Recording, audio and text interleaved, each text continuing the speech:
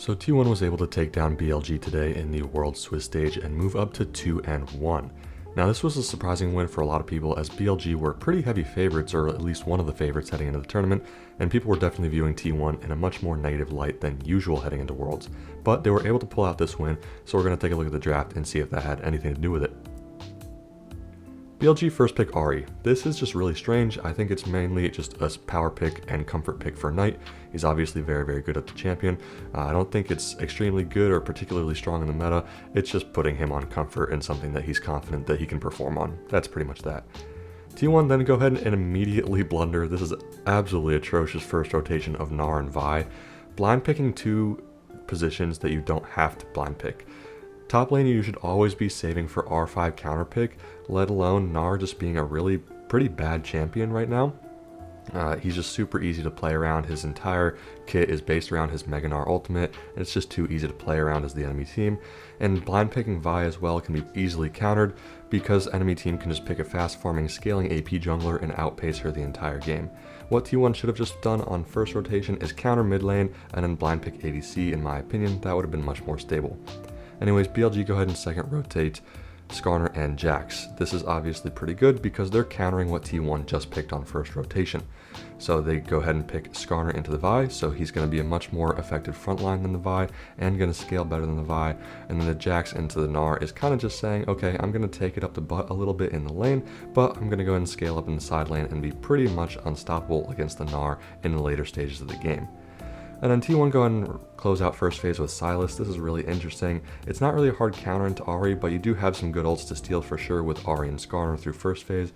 So through the first phase of the draft, I'd say T1 has on-theme champions with really close range, really heavy skirmishing in the mid game.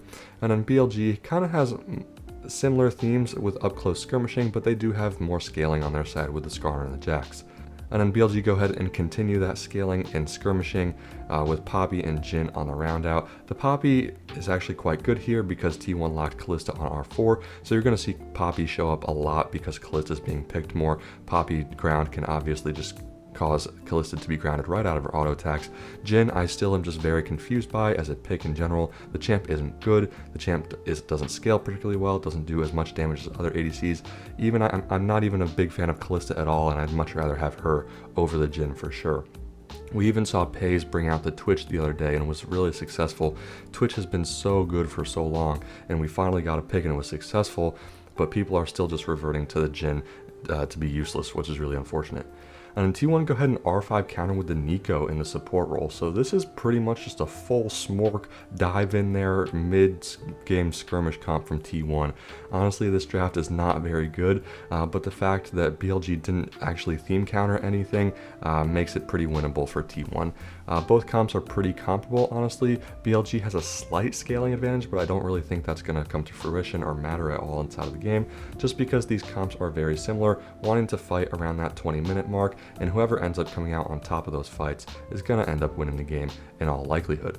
So even though the draft isn't great from T1, they still ended up winning the game because they were just able to hands diff the team fights in the mid game, snowball from there, and end up winning. But I do think if they continue to draft like this style of team comp heading into later stages against higher tier competition like the HLEs, the Gen Gs, and the LNGs currently, I don't think this is going to hold up against better scaling team comp. Anyways, glad to see T1 bouncing back from their slow summer split. Glad to see them having success at Worlds and maybe see them continue on into the top 8 at Worlds. Thanks for watching. See you next time.